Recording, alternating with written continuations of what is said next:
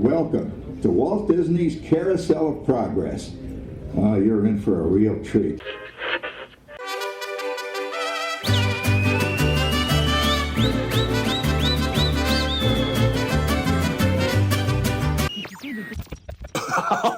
Well, as you can see, we're just one big happy family.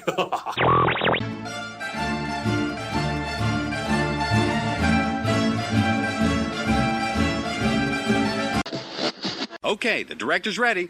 Talent's ready. Cue the opening. WDW Radio, your information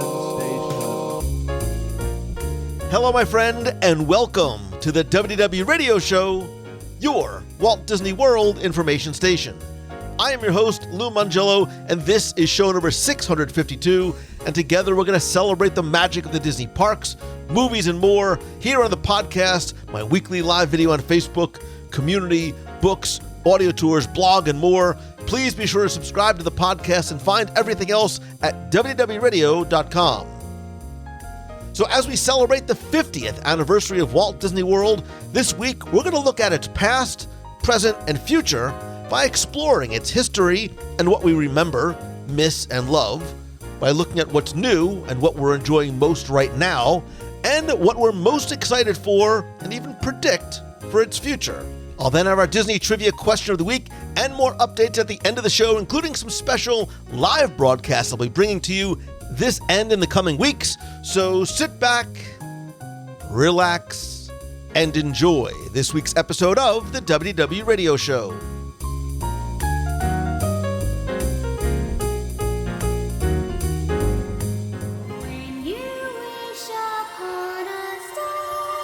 Come and remember the magic.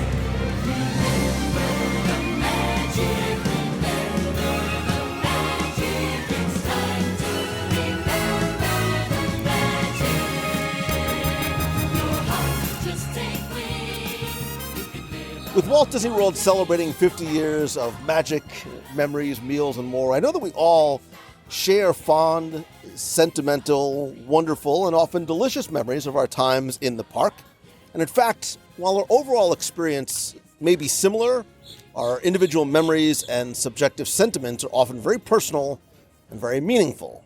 And while we celebrate our nostalgia and overall nerdy love of the parks over the past 5 decades, like Walt Disney said, times and conditions change so rapidly that we must keep our aim constantly focused on the future.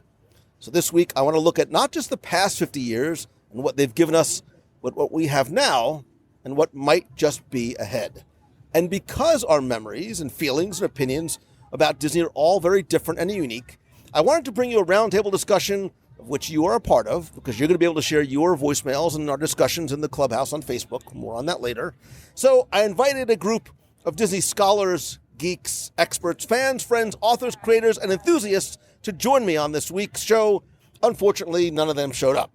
So I instead bring to you, actually back to you, friends, fans, and experts who actually do fit the bill above. I want to first welcome back Connor Brown from the WDW Opinion website and podcast. Happy to be here. Thank you very much for having me. It is always good to see, once again, Jeremiah Good from laughingplace.com. Greetings and salutations. And finally, a Disney princess who's still fuming that she didn't get a segment of her own in Enchantment, Becky Mankin from MEI and Mouse Fan Travel. Wouldn't that have been awesome if I got my own segment? Can we do a write-in thing for that? Because that would be awesome for the next one. I would, you know what? I'm going to post in the Clubhouse, what would Becky Mankin's segment look like in Enchantment? We're going to let you, you know what? Maybe I'll have a contest and I'll you can play Imagineer for the day and I'll give you some special 50th anniversary merchandise. I have to remember to actually do this. There's a tiara in it. Bring it on. Imagine the artwork that you could have and how great that would look. They could mock it up on the castle. Oh, right. Get creative. Get creative. Moving on. So, in thinking about the 50th and sort of anticipating what was to come and how we were going to cover it, there's so much that we can talk about. And I thought it would be fun and hopefully interesting to combine our discussion into looking at Walt Disney World from not just a historical perspective, but also any personal memories or milestone events, as well as what's new now and what may be next for what we think might be ahead. And to avoid what could be a 50-hour show in honor of 50 years, if you've listened before, you know it's actually possible, I wanted to approach it this way, by looking at the past, the present, and the future, not in a single rambling list of potentially 50 items, but instead 5 things we remember or miss or appreciate, or moments or memories and milestones. 5 things in the present that we're enjoying right now, including what's new, maybe even for the 50th anniversary. And in the future, 5 things we're excited for, we anticipate, or get your little Nostradamus hat on and maybe predict for the future. And we could all share and discuss what we have on our lists. And then I'll ask you, our friend, the listener, who's sitting outside with us on a glorious day here in Disney Springs, by the way, to share yours as part of this conversation in the Facebook group as well. So we are going to start in the past. And as we celebrate 50 years, we will go around the horn. Gentlemen, I still believe in ladies first. So, Becky Menken, when you think about the past 5 years, if we're going to look at 5 things that we want to sort of touch on or reminisce about, or things that you think are of paramount importance over the past 5 decades in Walt Disney World, what was the one or first thing that came to mind or most important for you? That's a really loaded question, because there's a lot of different memories that I've had here, but I haven't been here for 50 years. My first visit here was in 1996, so I'm a relative newcomer to Walt Disney World. So one of the first things that came to mind that I miss, kind of 2 things tied together, because my brain immediately went to Epcot, because that's one of the places that a lot of my memories have come from. And 2 of the things that came together were the lights of winter, because Christmas in Epcot is an amazing experience. And lights of winter combined with the illuminations, but not illuminations, but the Christmas tag illuminations. By the way, way too soon. I know, but I had to bring that up because it really is one of the most fond memories that I have of Walt Disney World is Christmas time here. And I remember standing in the lights of winter and listening to the music and watching the dancing lights all around me. And it really was a great experience for Christmas time here. That, and I always look forward to that Christmas tag. Illuminations I loved. However, it was time. It was ready to move on to something new. But I'll never forget the Christmas tag and the impact it had on me. When you get that very end and all the pyros going off and you can actually feel it in your chest. I hope we see something like that again. There's probably a lot of people screaming right now about your feelings about illuminations, because for some, it is still relatively too soon. When she said lights of winter, you both nodded in agreement. Absolutely. My first visit was in 96, so I got a chance to experience the lights of winter. And for the holiday season, I don't think that there's anything really that, yes, the Osborne lights were amazing, but the lights of winter had an emotional touch, I feel. Like just looking down the walkway towards Spaceship Earth and seeing those. I know to this day, Doobie, one of the founders of Laughing Place, still says that is the greatest tragedy on the earth, is removing the lights of winter. And I know a lot of us who are here and sort of just, this is what we do. When they went away, we're like, oh, that's because they've got energy efficient LEDs coming, or there's going to be something that's next, and we're still sort of waiting. And if you've never seen Lights of Winter and have no idea what we're talking about, Lights of Winter was basically this beautiful arched canopy that covered the walkway in between Future World. Sorry, we'll get to what Future World is now called. In between the old Future World, the ancient Future World, and World Showcase, it wasn't like the Osborne lights, where it was this incredible show-stopping dance thing. It was just this beautiful, I don't want to say classic sort of visual archway that I think you're right, just sort of embodies sort of the spirit of the season, even beyond just all the holiday treats and storytellers. You know, it's interesting. I think all 3 of us, not Lou, obviously, our first trip was in 1996. I'll put this nicely. I was a little younger than my fellow guests here today. I'm just trying to be factual. In womb does not count. Just so you know. So when I hear, Lights of Winter and things like that, I know that from a historical perspective, but I don't necessarily know it from a remembering it, of an experiencing it sort of thing. When it comes to something like that, for me, the holidays, it's Osborne Family Lights. That was the thing for me. And, I might run a site called WDW Opinion. I know everyone has opinions and stuff. There was only one opinion you could have about Osborne, and it was incredible. As far as Disney is concerned, when you walk into a park, you're supposed to be awestruck, right? You're supposed to be stunned. And that always did it for me. And I also know, my college program, when I worked down here, it was the last year of Osborne at Hollywood Studios, and I got to go as a cast member preview. And I will always hold that memory very, very near and dear to my heart. So when it comes to the holidays, that is the thing that I will always, always miss. And I think it was done so well, and Disney saw this opportunity and totally capitalized on it. Yeah. Since you brought that up, that is another one that's on the list, because Osborne Lights was one of the things you looked forward to.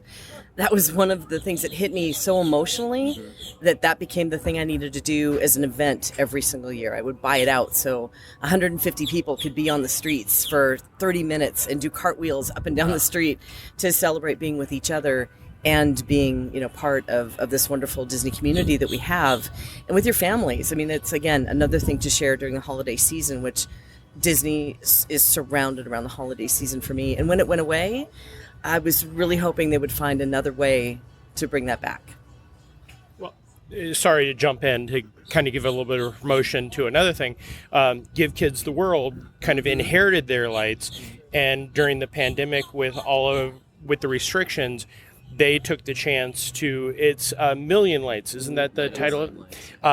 And when I got a chance to walk that last year, it was just, it brought back the feels of Osborne. And knowing the story of Give Kids the World, that was just another layer to bringing those lights to deeper into your heart. And I think Osborne, even more so than Lights of Winter in Epcot, had an emotional component to it. Yeah. Because it was amazing to see, the streets all lit up. But when it darkened and the music came on, and I'm sure we all had individual tracks that we loved, there was something that very much hit you in all the feels. And if you were maybe, whether it was at one of the parties, we would lay down under the canopy and sort of watch that Fremont Street like experience. But I think you're right. I went to Give Kids the World last year to see it, and there's a much more deeper, significant, real emotional aspect that comes with it. And hopefully it comes back this year. If you've never been to Give Kids the World, go during the holidays. Yes, it is. Yeah, and even if it's not during the holidays, go and volunteer there one day. It is a life-changing experience. And I actually had, believe it or not, I had on my list, because now this is great because I could sneak the one in. 1982 was the very first year that Make-A-Wish granted the first wish to Walt Disney World, and since then there's been like 200,000 or so wishes. It is like the number one thing. And I have to sort of, it's not even a plug because it's a good thing. Because of you, all of you listener, the Dream Team Project has raised more than $500,000 for Make-A-Wish to help send some of those kids to Walt Disney World. Now I'm going to start crying. But it is. So all of that is significant, and I love how you sort of brought it around full circle. All right, so what else on your list? Yeah, I'm like, wait, how am I supposed to go? Now talk about your favorite churro and just. Yes, exactly. I think, much like Becky said, my first thoughts were to go to Epcot. I mean, I have many things that grew out of the idea of Epcot and those, but one of the things that I miss the most is the original Journey into Imagination. When I first came, I knew who Figment was, but I'd never experienced the Dream Finder. I'd never gotten a chance to go on the attraction because from California, it was all just, the Mecca is Walt Disney World. And actually, as we sit here and record it, we are just about 23 years from the closure, and I was here 23 years ago with one of my very good friends, and we got to ride Journey into Imagination the last week it was open. So to me, that attraction is, a lot of people are like, oh, well, it wasn't Epcot. No, that was the Epcot for so many people, not the, oh, great, we have to learn about plants or fish. It was an amazing Sherman Brothers song. It was amazing characters. And it would just, to this day, I have a hard time writing the current version just because I think back, and I know I'm being that person, but it's not the original. But, hopefully sometime in the future we'll get a little bit more Figment.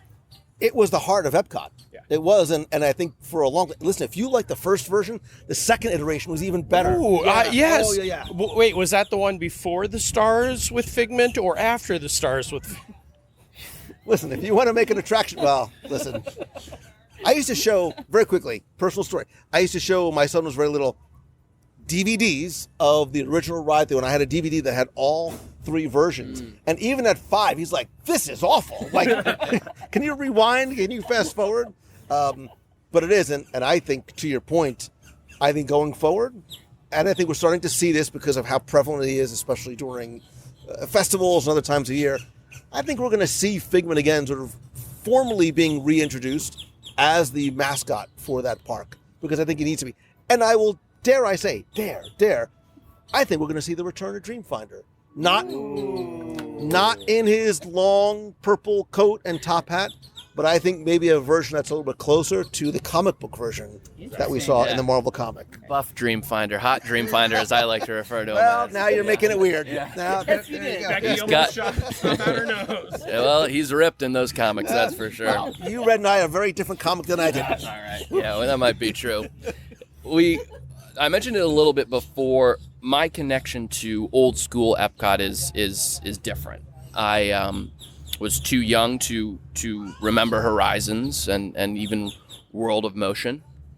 But the thing that is a quote-unquote old school Epcot that I'm most connected to isn't really old school because it did take over for something. But it might seem strange, but what I miss Food Rocks. Really? I really miss Food Rocks. You're the guy. I'm the guy. It's such an odd one, but I just remember vivid memories as a kid, sitting there, and I was just blown away by these animatronics. I don't know why I was. I don't know if it was the melodic voice of Tone Loc as Fudd Rapper. I think we were all pretty impressed by him. Please do an impression of any one of those acts. A wild thing. Was that good? No. Okay.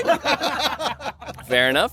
The Peach Boys, the Refrigerator Police. I didn't understand any of it when I was a kid. Now it all makes perfect sense to me. Now it doesn't at all. And I know it replaced Kitchen Cabaret. And I know that was the original. That was the thing everyone truly, truly loved. But for me, that's my connection to the prior years of Epcot. And for whatever reason, and I think memories work so interestingly in our minds, I have vivid things of it still locked in there. I can see Fudd Rapper for whatever reason. I can see our family waiting in line. And I knew that was so unique to Epcot, and you couldn't really find anything like that. For as weird and as, unpopular or whatever it was, Food Rocks was it for me. There's only one veggie fruit, sir, and that is not veggie fruit. Becky's like, what is he even talking about? I have no. You have no. So, not to diminish that, I was in that maybe too old range when Food Rocks came out. It was definitely a fun show, but I completely agree how that there are so many vivid memories of that show. And Lou with his veggie fruit. I think the only reason that people remember Kitchen Cabaret is because of veggie fruit and sticking, Mr. Egg on the Easter parade for a few years. And that's one of the memories, Kitchen Cabaret was one of the first attractions to be replaced in the Epcot transformation when they were doing it every couple of decades or so. So I think a lot of people, and I'm sure a lot of your listeners will be like, what is Kitchen Cabaret? But it was, I never got to see the full show. I did see Food Rocks, which was a fun show. I won't ever say it wasn't anything fun, but it was. If you walked in there today, it'd be very much like going on E.T. at Universal, where you're like, what were they thinking? Nightmare fuel is what you're saying. And if you want to sort of just clear your head, just go see the Astute Computer Review, and you'll see, my friend, the computer makes life easier. I am both shocked and amazed and incredibly grateful, and I'm gonna get a little teary-eyed again. I'll get some tissues for you. Because... I'm shocked that none of you went to where I'm going, which was clearly the first thing on my list, which was tonight, 1993, in the magical world of Barbie, where what? Did you actually see that show? Really? I am still in therapy because of the magical world. Did you, the pink limo? No? I know about it. I did not see it. Again, age thing. But Halloween is coming. Just watch the video. So. Oh yeah, that's exactly what it was. I've seen videos. I don't recommend it. I don't know how it got approved, but I'm glad we brought it up here today. It's a very important historical moment in the last 50 years. Thank you. Yeah. I think. Yeah. She had a sweet limo. I mean, that was a nice ride. I've only seen, because they did put out a VHS of that show, and I've seen bad versions of it, of copies, because I'm pretty sure much like the ET Atari game, they found a hole in the ground and buried all those videos as deeply as possible. And the toys, like you were actually able to buy like special. You look so intrigued, Connor. World Showcase Barbie. World Showcase Barbie, and they had like a pink car, and yeah. I'm not saying that I have 3 of them at home, hermetically sealed, to pay for my kids' college tuition, but okay. Obviously, I'm incredibly. But it's so interesting that all of you went right to Epcot first, and as when I said past, present, and future, I had no idea what I was talking about, much like I do now. But I didn't even know what I meant. But the first thing that came to mind was going back to Walt and talking about the film outlining the plans for the Florida project. And more importantly, when he introduced Epcot being the heart of everything that we're going to be doing in Walt Disney World, and the importance of it to Walt, whose name I promise you is going to come up many, many times today. But even as a kid, the first time I saw it, I remember telling my dad, like the first time we went, like, I love this park. Like, I felt am a tech nerd. That audio out of my truck, birdsaren'treal.com. But that the technology and the futurism and all of the interactive things about it. But you know what? I will, in the interest of sort of making this as relatively objective, I think one thing that gets lost, but I think is really important, I want to sort of give credit. Everything here happens as a result of being a team. But going back to the mid to early 90s, George Kalogridis, who was president of Walt Disney World for a number of years, had this idea for a food and wine festival in Walt Disney World. It started off as a very, very small wine festival, officially kicked off in 1996. It was 30 days. Where now I think the Food and Wine Festival is 412 days. Right, it just sort of recycles, right? I mean, Epcot is, and this is not a bad thing, but Epcot sort of is the festival park with all of the different festivals. You don't have to worry about missing one because chances are when you come, one is going to overlap with another. And I think it's important because it has become such an integral part of the overall Epcot experience, and it's not necessarily attached to an attraction or anything like that. It's something that not only people can do together, but I think also attracts a lot of people that might not necessarily have come to this park or spent a lot of time and money in the park as well. So I owe you a lot, George Kalogridis, as I look at my so very pear-shaped Ewok little body that I have. I'm pretty sure you paid him back with all the food you eat over the years. Good one. So, all right, so I know I said 5, but sort of very quickly. What else sort of was on your list from the past? Just as you said. Because 5 always means 30. So right. So just as you said, when you said past, I wasn't exactly sure what you meant either. So I took it as what I personally missed and or attached to that's no longer there in the time that I've visited Disney World. So one of the things, how about this for a big, huge, overarching, any nighttime parade. I would take Spectral Magic back. I'll take Main Street Electrical Parade back. But what is this snow stuff? If you could bring back one, you have to choose right now.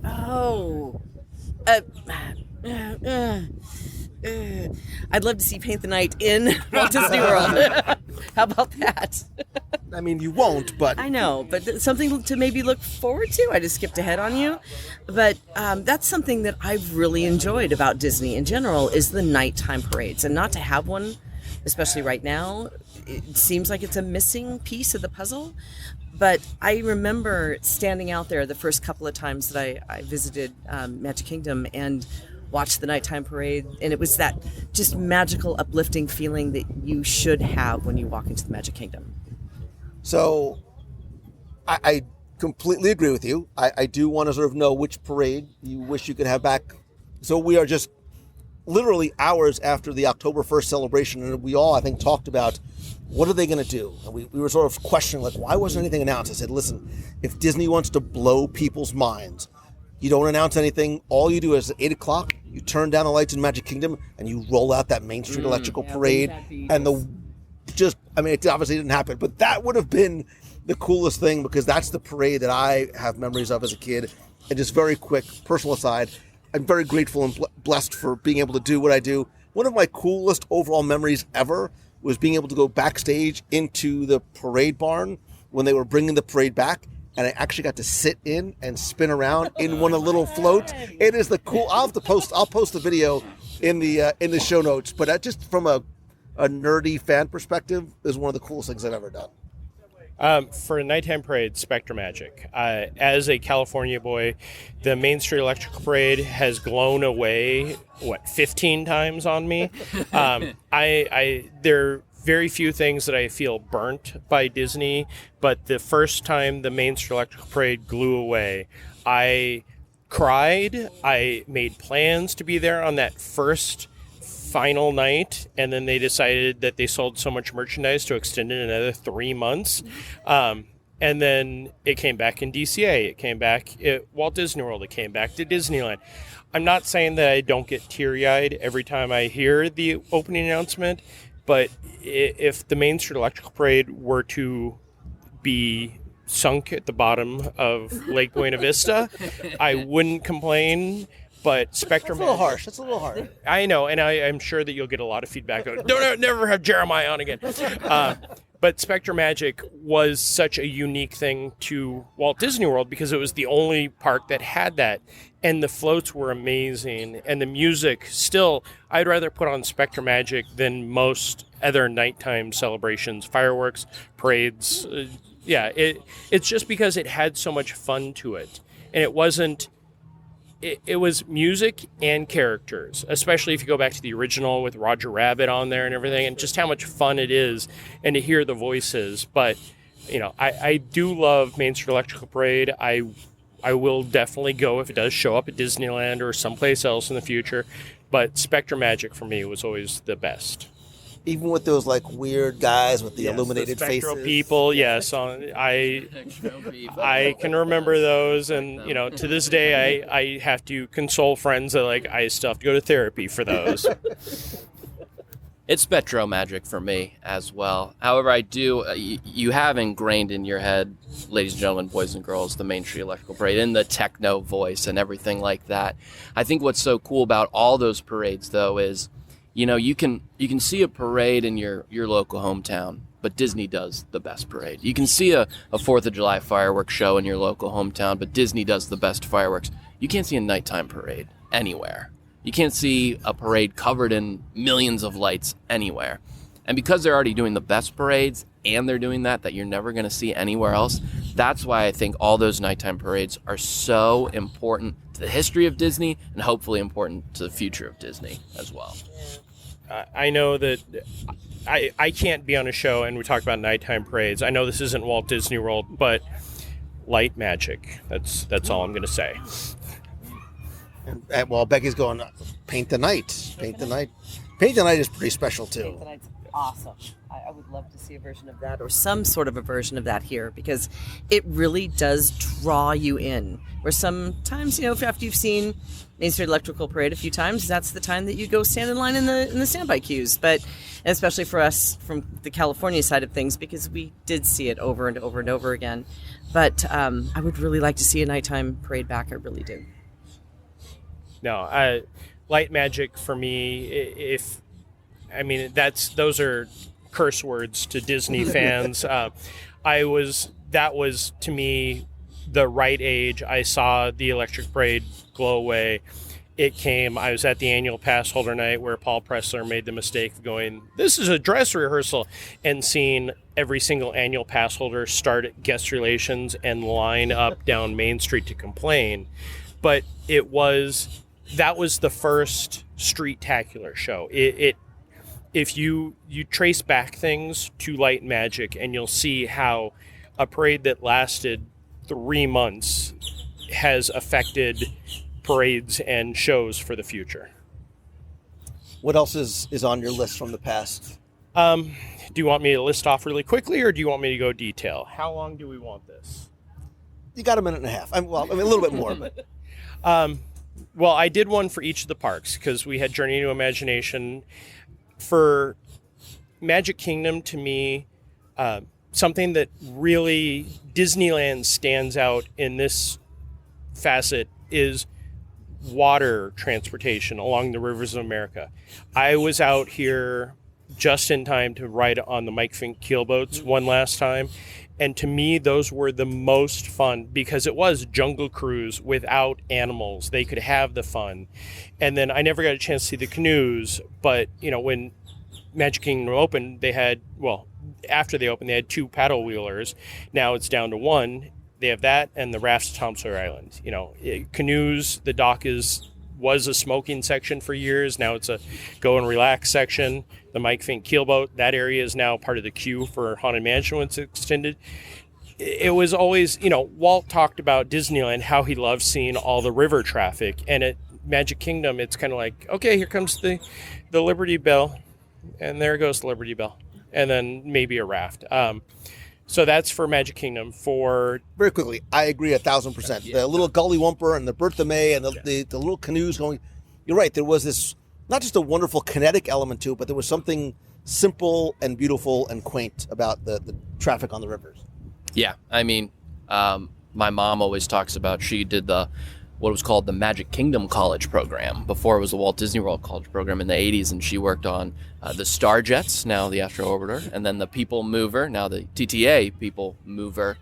And she always talks about the canoes as well and how the cast members, it's still in Disneyland, they'd have the canoe races. And that was such a big part of being a cast member in Magic Kingdom as much as it was, getting to experience it as an attraction, as a guest. So Jeremiah's friend who's sitting next to you quietly is having these flashbacks of his first day getting hired at Disneyland and being assigned to the canoes. He's like, I don't even know how to swim. So.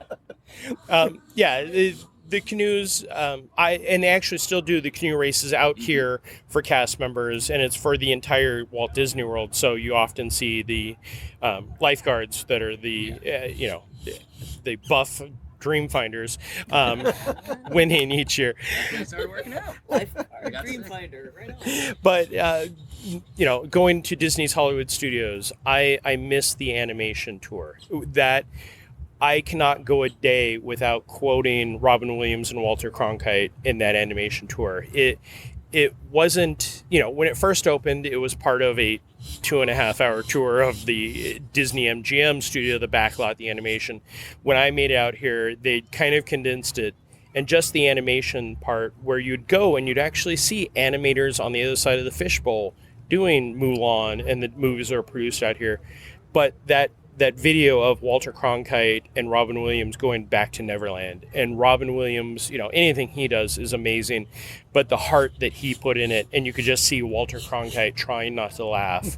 One of my favorite quotes is when Tinkerbell comes out, and this is what I say whenever I'm near Lou Mangello. It's like being in the presence of Barbra Streisand. But that to me is was one of the please make that a thing, please. That was so unique, and coming from the Universal Studios, where we didn't have an animation segment, that was something special. Disney's Animal Kingdom, this one is something that isn't normal to a lot of people, but there was a trail in the back by the Kilimanjaro Safari in Africa that you would walk over the waterfalls that Joe Rohde put in purposely so guests could explore the park. Sadly, as with most things, we humans ruin things, so they had to start blocking that off because people would explore it or get lost or not emerge for a few hours. But there were small touches. The Gorilla Falls trail had a dead, I think it was a deer up in the tree, and you could look and you would see footprints of the deer or the buck and mountain lion. I apologize, I'm not good with my animals right now, but you could see their footprints leading up to the tree as they were chasing each other, and the carcass was up on the tree branch. So it was about the circle of life. It was about real, not just Mickey and Minnie in their safari costumes being cute. But that was something that, to me, that when I finally got a chance to meet Joe Rohde, I talked to him at length about that. And he goes, thank you, because that was something that we didn't put in. We didn't put on the maps for people to see. It was more about exploring and finding. And again, parks at one point didn't have fences around every nook and cranny. You could explore more. So I think that was something very special to me. And my last, as we sit within feet of the carcass of the Adventurers Club and Pleasure Island, the Adventurers Club to me was a place that I fit in. And now I'm going to start to cry a little bit. I came out, again, with my friend Patrick, the invisible person next to me. We've come out many times to Florida, and I was out here for the final night of the club, for the 2 nights, and the final night of Pleasure Island.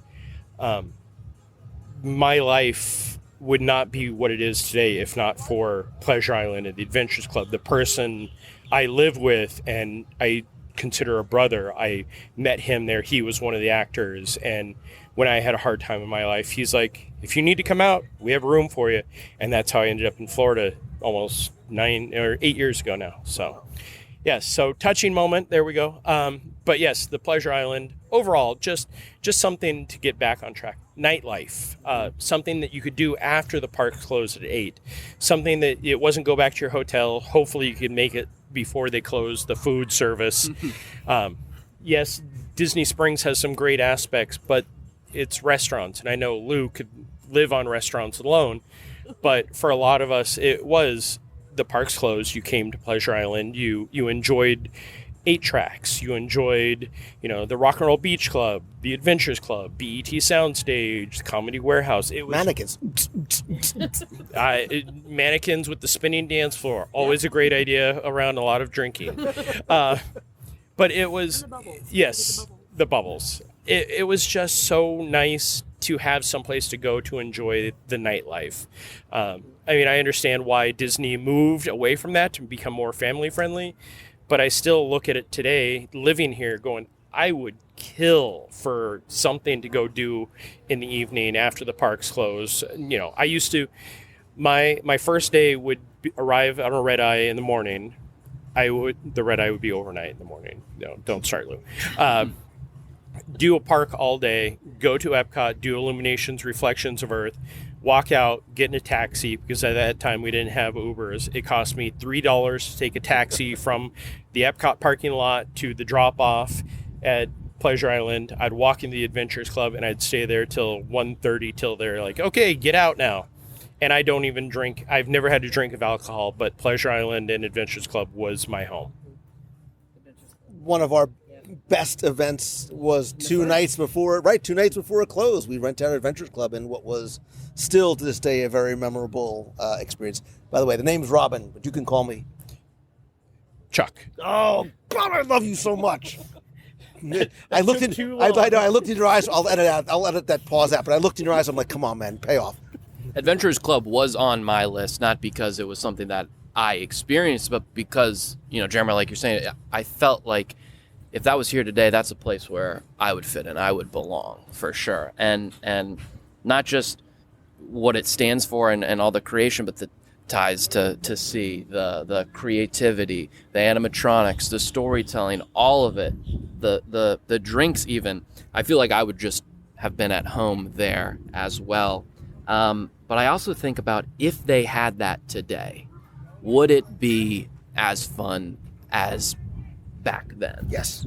No. It would be crowded. It would be everyone taking pictures, and I get that that's where we are today, and that's great, and I think it brings a lot of people together. But if that were to open up right now, I think it would be a completely different sort of atmosphere than when it was original. I think it would have to be different, but I keep hoping every time something is about ready to announce, I keep hoping that they're going to bring that back somehow, some way, because it really was entertaining. It was show, it was story, it was everything that Disney's so well known for. And if they could just find a way to make the ROI on it work, which is the reason why we lost it in the beginning, I think it would be fantastic to bring those characters back and bring that story back, and the improv comedy, which I appreciate so much. I would love to see that again. And it has such a special meaning because that was our very first event we ever did together between MEI and WDW Radio. So I will jump ahead to future prediction, because I think that you will, not Adventures Club per se, I think that you will see that type of experience, because I think what we are looking for as guests is something, we always want something more, right? We always want something more. And I think that we'll talk about the interactivity aspect of it, but I think it can come back not in the same way, and I mean this affectionately, but people like Jeremiah killed the Adventures Club, because you would go and you'd sit there for 6 hours and you'd have a water, because there was no way to monetize, because there was no food, there was no merchandise, unfortunately, other than the plastic cup, which I still have. So the locals and the fans and the cast members who were not on, who sat there for hours because it was the place that they called home. Unfortunately, it's expensive to run something where you have actors and performers and musicians. No, I absolutely agree. And as I said, my roommate was one of the actors. I'm not going to say anything more. And one of the things that we're just talking about it coming back, it could never come back as it was. It wasn't politically correct then. They had vast freedom. I can remember sitting in there. One of my favorite memories is this woman who may have had too many convolutions, was standing up along the zebra mezzanine in a skirt, yelling down at the actors like, blah, blah, blah, blah, blah. And one of them looked up, goes, "You realize that you're wearing a short skirt and we can have an angle," and she just got so embarrassed and walked out. And I don't want to get into the cancel culture, that type of stuff, but we could not do those type of things now. And yes, but I would go in and I'd always buy a cherry Coke. Yeah, it was always my thing. And yes, they would be like, "Oh no, you get one refill." I always made a point to keep it going and paying, because that was the reason why Adventures Club and Pleasure Island closed. It turned into a locals area, and I bought my annual pass every year. I'd have an annual pass to Pleasure Island more than I'd have an annual pass to Walt Disney World, because it was a fun place to go, and the annual passes were $60, so you could have every night while you were here. Right, for anybody who's listening who's like, Disney World, nickel and dimes, you used to have to pay a separate admission fee just to walk into what was then a very, very different Pleasure Island. Could you imagine something like I'm going to the future again, but something like a dinner club in that environment where you had one seating of people? Well, that's what I was going to say. I think I foresee something where there'll be 3 seatings a night, and there'll be a hard stop at a certain time, so you can go 5 to 7, 7 to 9, 9, whatever it might be, even an hour and a half, type of seating, and because that's what let's go way, way back. Like where the Tomorrowland Terrace, I'm still going to call it the Noodle Station, currently sits, that was supposed to be an explorers club where they were going to have Galileo. And have you never listened to WDW Radio ever? Good Lord, get this woman a trivia book, would you please? It was going to be an explorers club, and they were going to have live actors walking around, but the problem was going to be you're going to have people like me, Connor, and Jeremiah sitting there for 6 hours at a time just taking it all in, and you can't turn tables that way. So, yeah, I can recall seeing those plans and thinking that was one of the most amazing things possible. But just like you said, and we've seen, I mean, I work for a local dinner show here that we have one show, we get them in, get them out. But I've seen dinner shows that work more with the buffet, and they can't. No, Hoop-de-Doo. I mean, Hoop-de-Doo does too. That's why I won't do 2 shows a night. I won't do it. What movie? What movie? But why are you looking at me? Come on. Has nobody seen Beetlejuice? Thank you. Good Lord. I only quote like 3 movies. And by the way, just as a little sort of asterisk, I believe that there is prime opportunity for this dinner show-like experience to possibly tie into a little thing that we like to call the SEA. And that's all I'm going to say about it. I'm not saying anything else. Please go back and watch, listen to Lou Mangello's podcast about the SEA, all 15 of them. Wasn't that like 2 hours long? It was a very thorough and complete look at the Connor. The SEA is just... No, I know it is. Don't you dare do that to me. It's a long historical, there's a lot to cover. There's a lot of ground to cover. If they do that, I'm buying a ticket every single night for like a month straight, because that would be that would just, it would kill. My one thing that I want to say, and again, I sort of was all over the place, and I want to be clear. In 50 years, there's a lot of things that we're not talking about. Individual attractions, cast members, events, special things that went on. But I'm actually going to take you back almost to the day, 30 years, to October 1st, 2001. Becky's like, what happened back then? I don't know if that's 30 years, but... Whatever. 20 years, sorry. Right. 20 years. Math. I'm not good at math. Me, math good. I haven't eaten in like 20 minutes, all right? Bear with me, man. Patrick, our silent one, is almost falling out of his chair laughing. Sorry. Listen, let me get to the point. The 100 Years of Magic celebration that kicked off October 1st, 2001, 20 years ago, was something that honored Walt Disney. And I think, and this will actually help, I think, maybe segues into what's going on currently, what has been happening currently.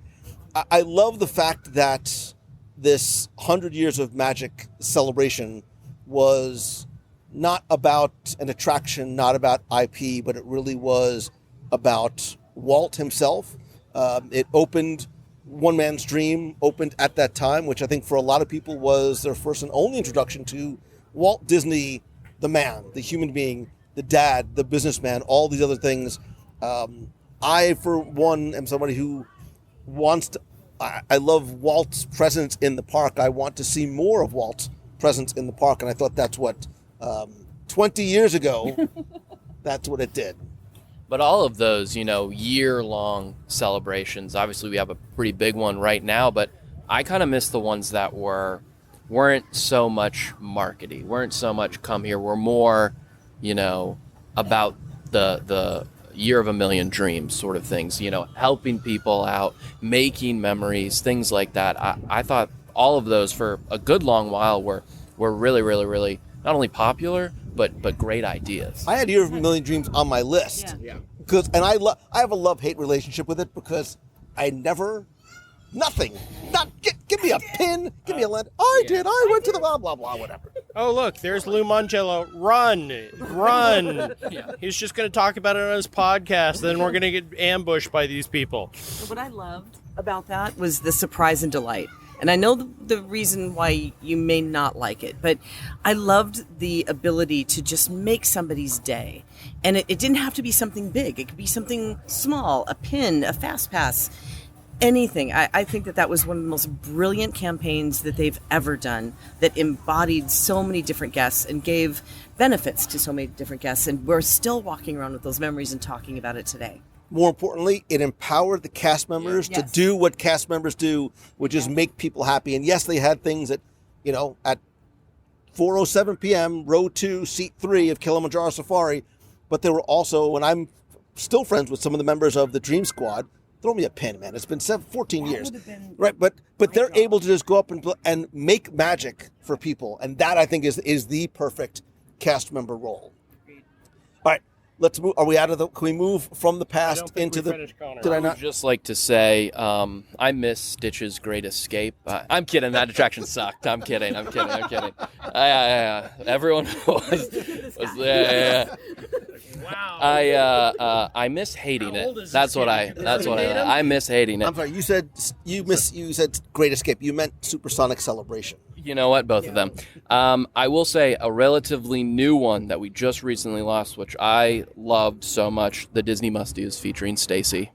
It's transitioned. I will say, on IMBD, that is a 9.3 out of 10. And it's not because I've created 24 separate accounts and logged in. But those, are two. I think when you would walk into your hotel room, very much always the beginning of the trip, you turn on the TV, that's the first thing you would see. And I think it was very special for a lot of people for many, many, many years. And had a couple iterations, but it ran its course. But it was definitely something I always look forward to. And Stacy was everybody's friend. Yes, exactly. Yeah, she was. And if you're talking about things that you don't miss from the past, Extraterrestrial is mine. No. Yes. Oh. No, it licks the back of your head. It spits on you. This thing is going to Are we talking about Lou or the alien? The alien. That I can't stand that. I can tell you that there are very few things that my first visit that I was dying to get on. American Adventure, just because that is one of the most iconic attractions for Epcot. The Twilight Zone Tower of Terror, they just moved it into the Fear Every Drop version 5.0 or something. And the George Lucas presents the Extraterrestrial Alien Encounter. You're a twisted human being. I am. I won't fight that. But it was the attraction that you never thought you would see. And in the Magic Kingdom. And sadly, it turned into one of the worst punchlines, as Connor just pointed out, of Stitch's Great Escape. But it was, I want to say it was almost Walt-like, where he wanted to challenge the guests with new attractions and new adventures. I don't know if Walt ever would have had, something licking the back of your neck, but it was the animatronic. The Sir was amazing. Skippy was, by far, one of the best non-IP plush next to Figment in Disney history, and now he is gone by way of the dodo.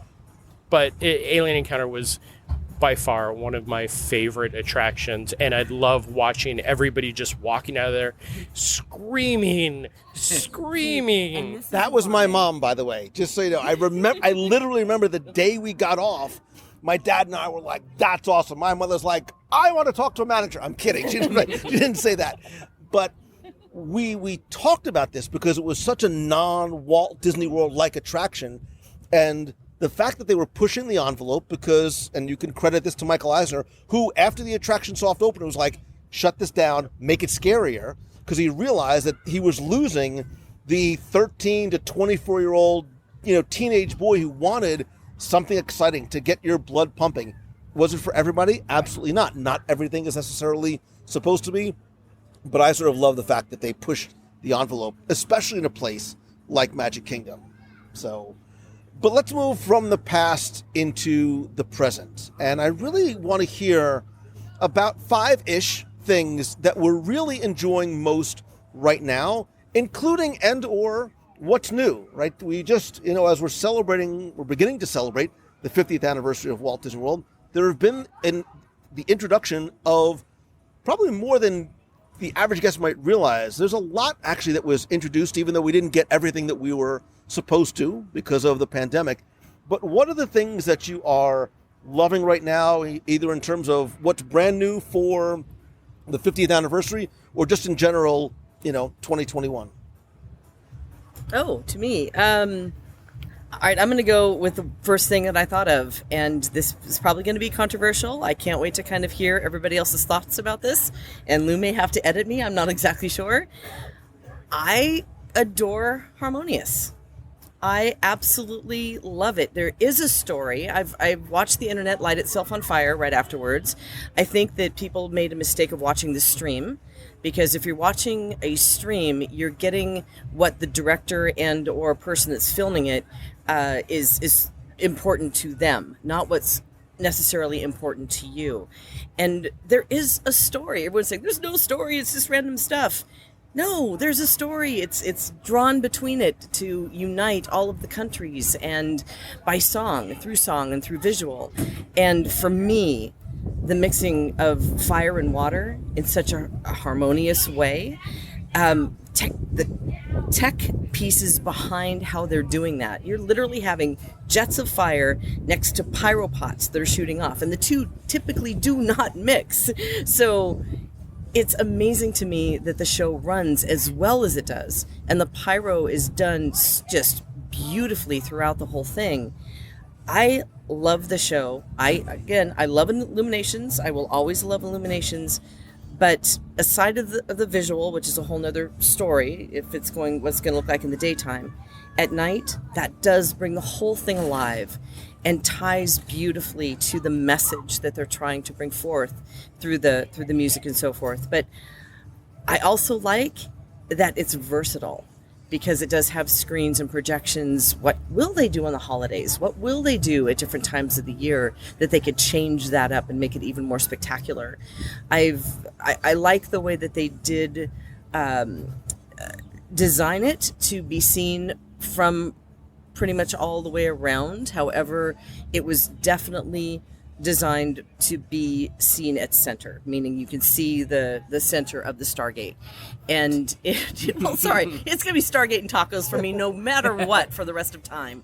So, but when you're looking at it, it is designed to look at from center. But if you do end up on one of the ends, how it splits apart, which I didn't even see how that was going to split into 3 different lines, it does look fantastic. And I'm just really happy that they did the show, that it's come out the way it has, and I can't wait to see it again.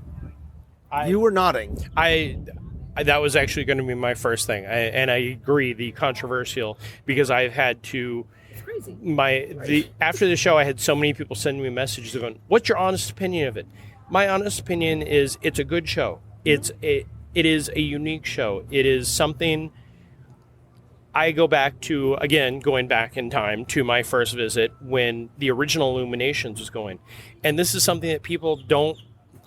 There were Illuminations before Reflections of Earth, and the original Illuminations was celebrating each of the countries through classical music of those countries.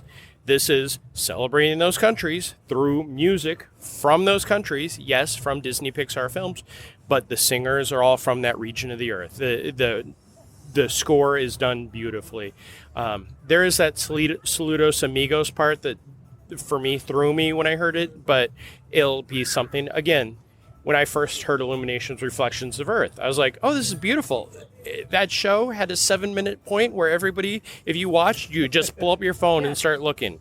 But no, Harmonious, I think, will be something that will go on. And you hit it on the head, that what can happen for the holidays?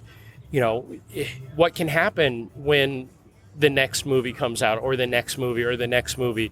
They can turn it into something that is the only argument that it will accept of, it is kind of phantasmic for Epcot, but it's not cartoony. It is cartoons, but it's based on the countries. It has the realism, it breathes life into the World Showcase. I was thinking more along the lines of World of Color for Epcot, in a strange way, because it does have a lot of those elements. But as you said, to your point, they can bring in a different country. They can bring in a different piece of music, much like they do with World of Color. So it is really versatile. And again, I'm just coming from a pyro background, the way it's put together and that those two elements can dance together, I just think it's masterful. I think you guys are saying it exactly. There's never been a nighttime spectacular that has the kind of future potential that Harmonious has. Whatever it becomes, it might be different 5 years now, just with little tweaks here and there, because they're able to do that. I think of when Wishes went away and when people lost their minds. They said nothing could ever top that. And then what did we get last week? You're taking away Happily Ever After? You're insane.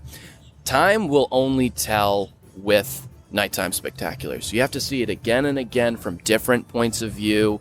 It goes beyond just an attraction where you're sitting in a car, it's the same here, it's the same there, it's the same everywhere. You have to experience it at different times. But for us Disney fans, I feel like you have to experience it at different times in your life too. Whether that's being there with friends, whether that's, being there with your kids or your family. So that's what I'm looking forward to, seeing Harmonious, not just right now, by myself, whatever, when it first starts, but years down the road with the other groups that I bring to introduce people to this. First things first. First of all, if you want to make Disney fans or lose their minds, tell them something is changing. Yeah. Which I get, because we have such deep personal, emotional connections to these things. We're all telling stories about things, and we're all relating them back to something that's very, very subjective to us.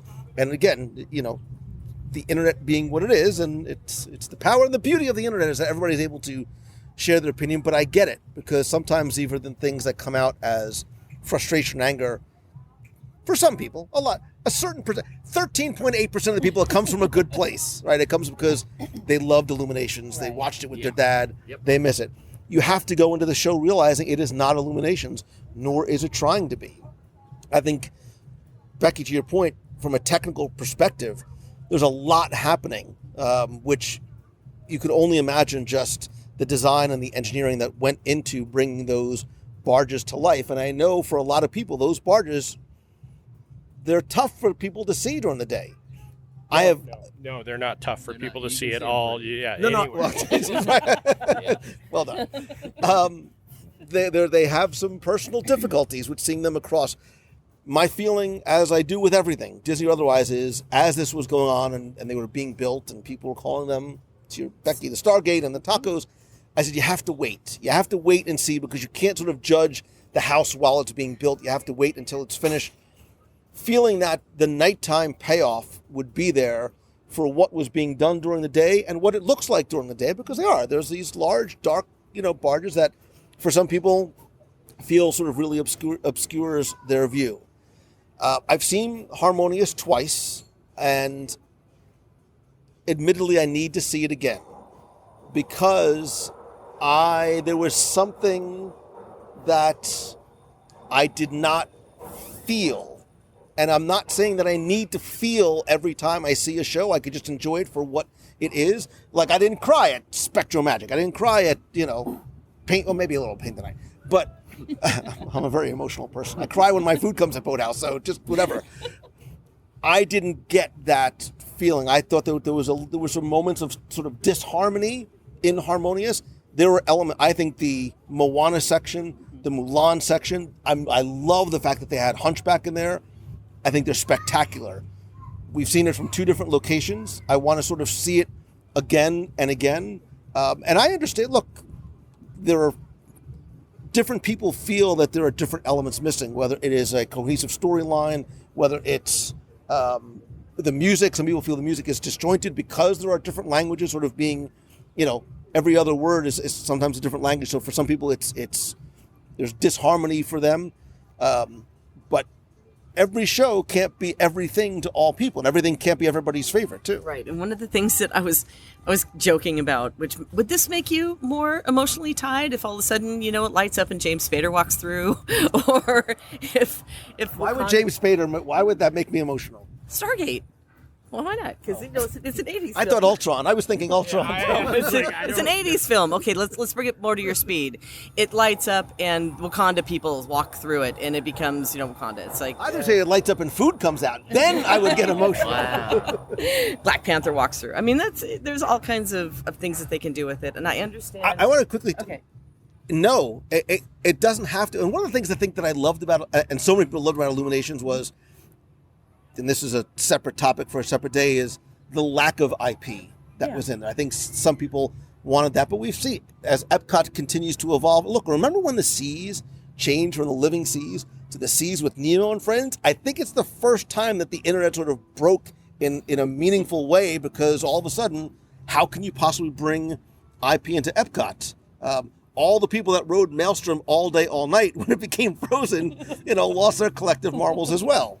Yeah, and it's turned out to be good moves for families. It's turned out to be good moves for the location, because it is now a park where before people were thinking, I can't bring my kids there. There's nothing for my kids to do. It's only pretty much for the adults.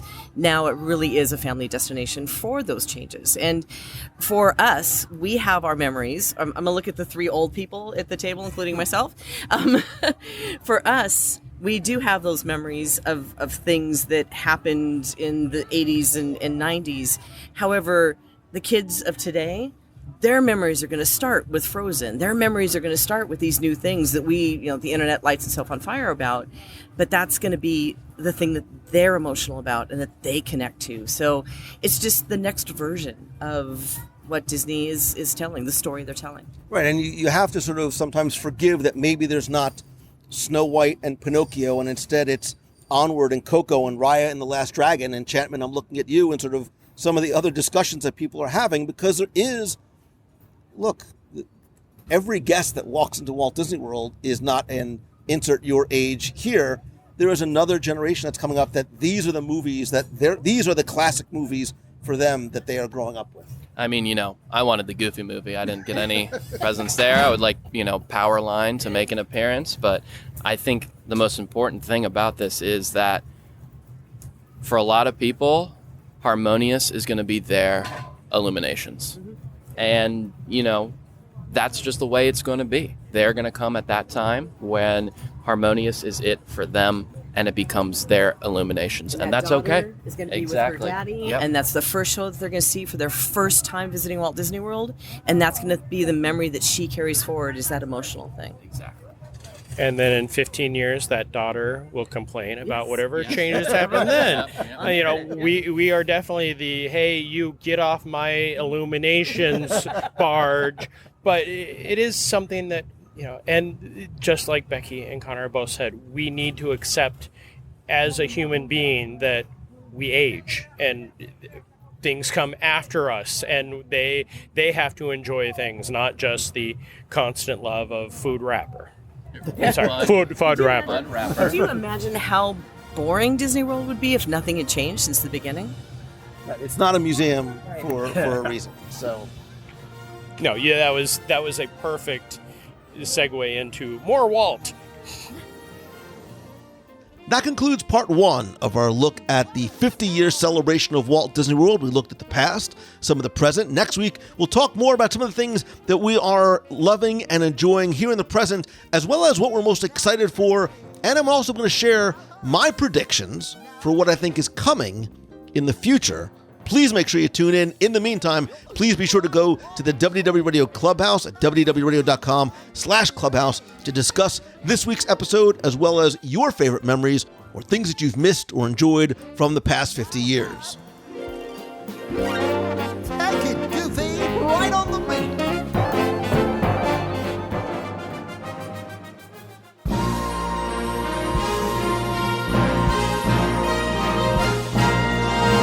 It's time for our Walt Disney World Trivia Question of the Week, where I invite you to test your knowledge of Walt Disney World's history, or see how well you pay attention to the details in which you see, hear, taste, or remember. If you think you know the answer, you can enter for a chance to win a Disney prize package.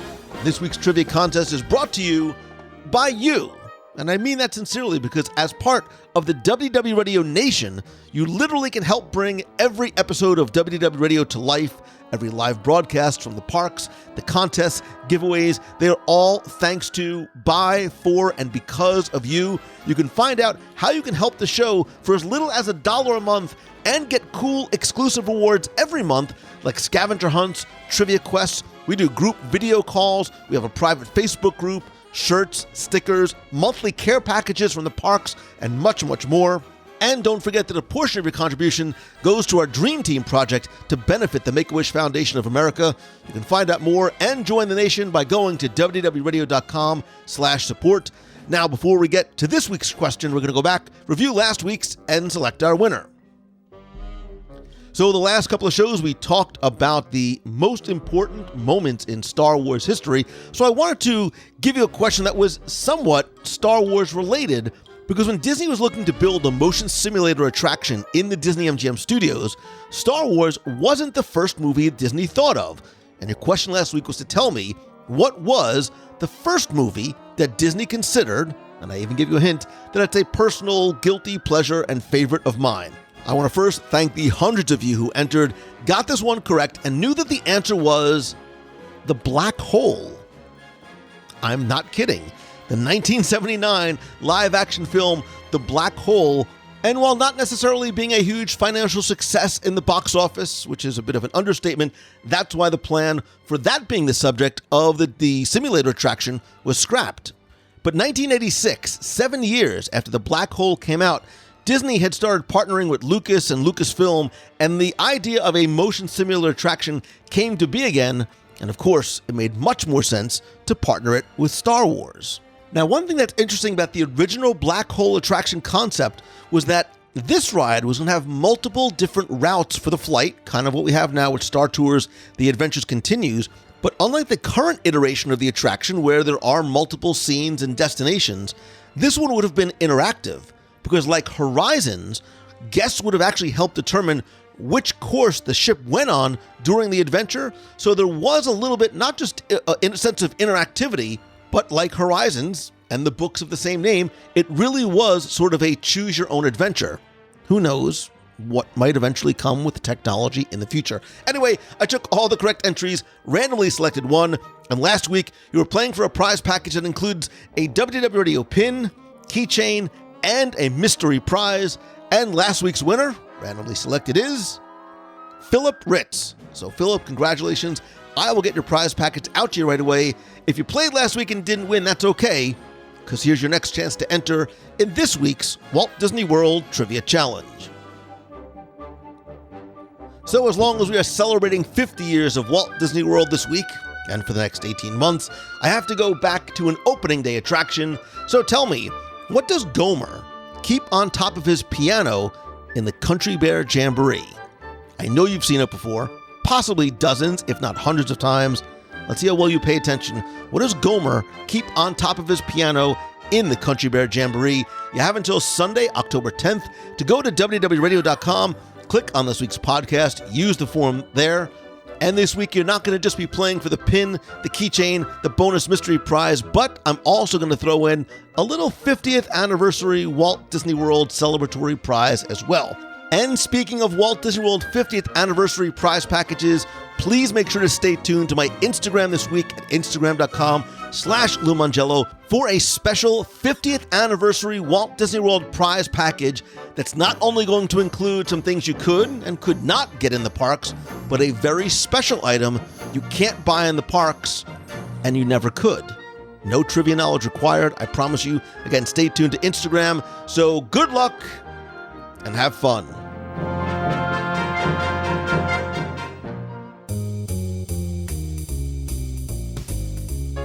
That's going to do it for this week's show. Thank you so much for taking the time to tune in this and every week, and please make sure to stay tuned next week for part 2. I'd love to hear from you, though. What do you remember or love and or miss from Walt Disney World's history?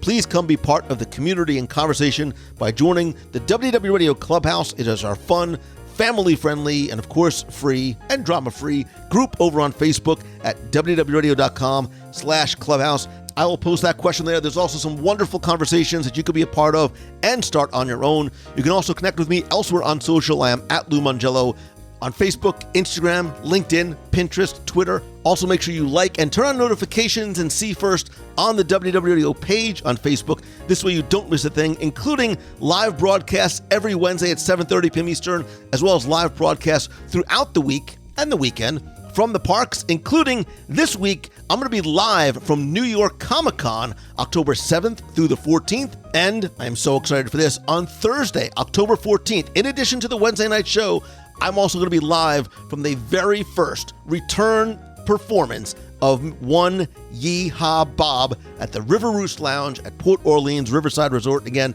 Thursday, October 14th, this week from Comic-Con, and every Wednesday at 7:30 p.m. Eastern. You can watch, chat, and be part of the conversation at WDWRadioLive.com.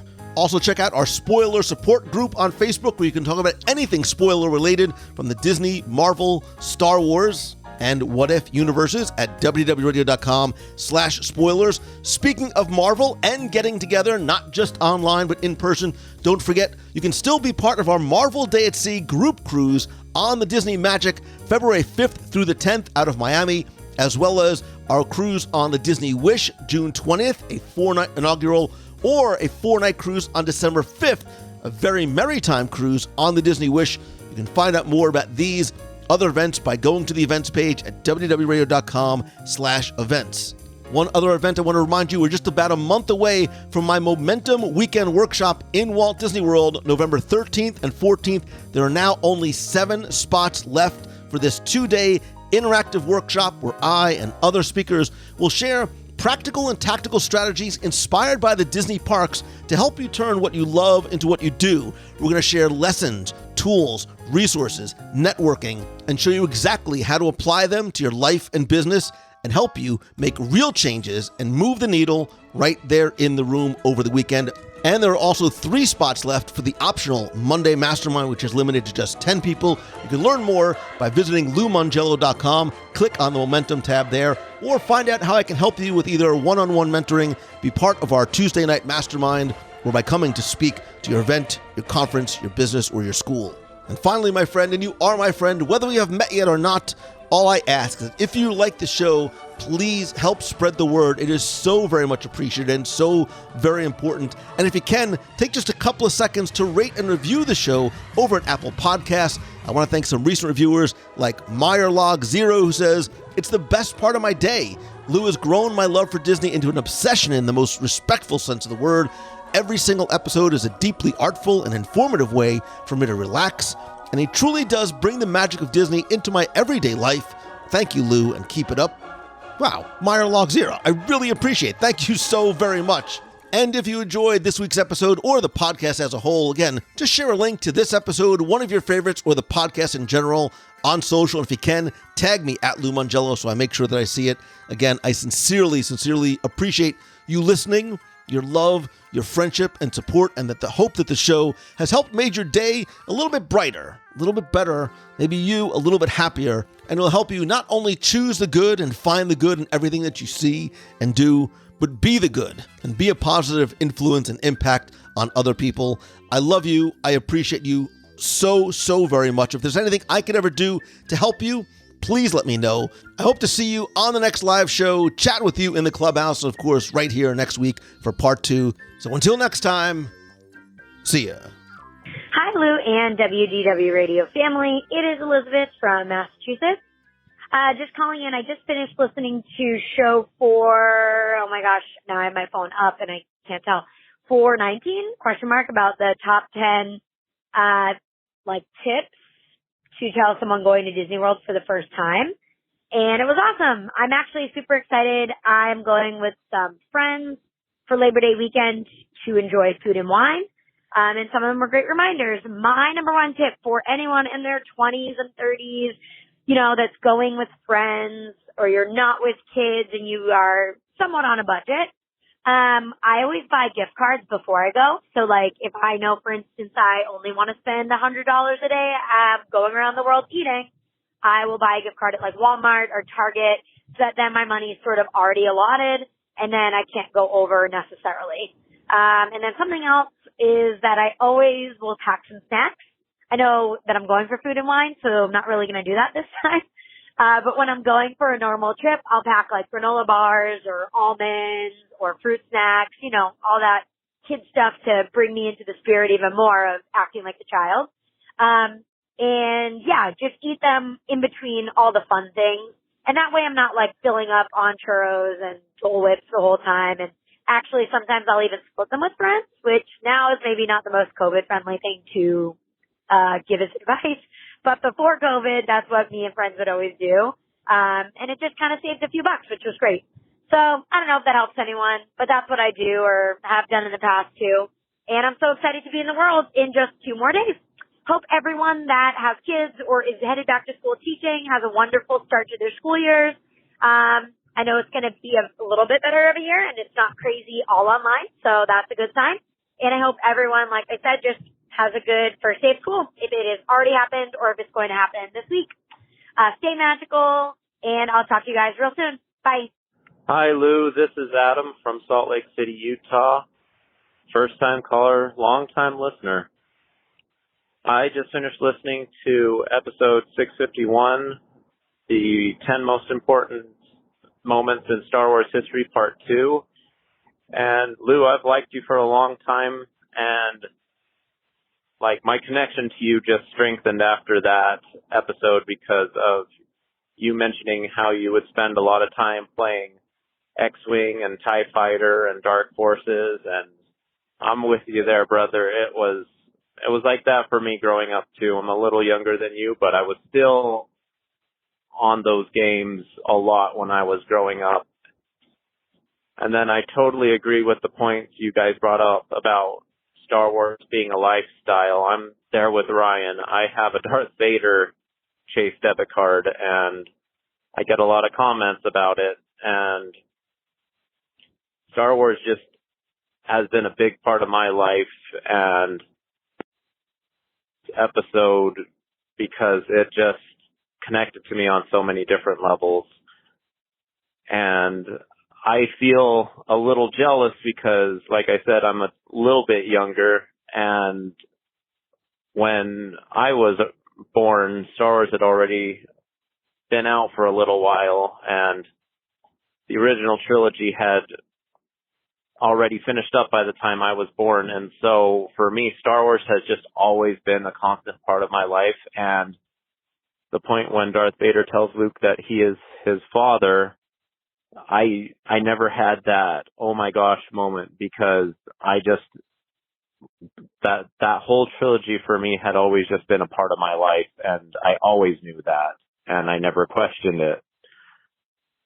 But something else I wanted to share is that there are so many, you guys brought up just tons and tons of important Star Wars moments, but I have a very personal Star Wars moment that's not important to like the overall Star Wars history, but it was super important to me because my son had cancer when he was 3. He's now 12 and fully in remission and is fine. But in 2014, we were granted a Make-A-Wish trip to Disney World, and part of his wish was the ability to go and fight Darth Vader. And we were lucky enough to go back when there were Star Wars weekends. So we were there in May of 2014, and my son was trying to get into the Jedi training, and because they thought he was a Make-A-Wish kid, they made some extra room for him, and he was able to go up and fight Darth Vader on the platform. And that was such a cool moment for him. And also something else that happened as he was fighting Darth Vader was the stormtroopers kind of came and like threatened quote unquote him a little bit, and then the Jedi Master told him to use the Force on him, and my son was able to wave his hand and knock the stormtroopers back, and it was just a really special trip and meant a lot for me because of how much I love Star Wars and just the extra little things that Disney and Make-A-Wish did for him to make that trip super special.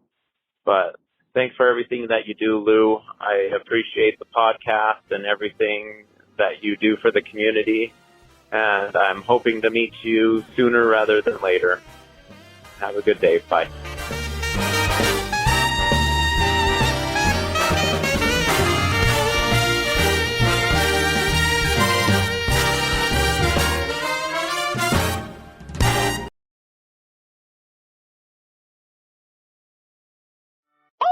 boy, that was some show, wasn't it, gang? It was so much fun. Yeah, talk about exciting. Gosh, I can't think of a better way to honor Walt Disney. After all, he's the one who inspired 100 years of magic. We sure hope you'll be part of the magic for years to come.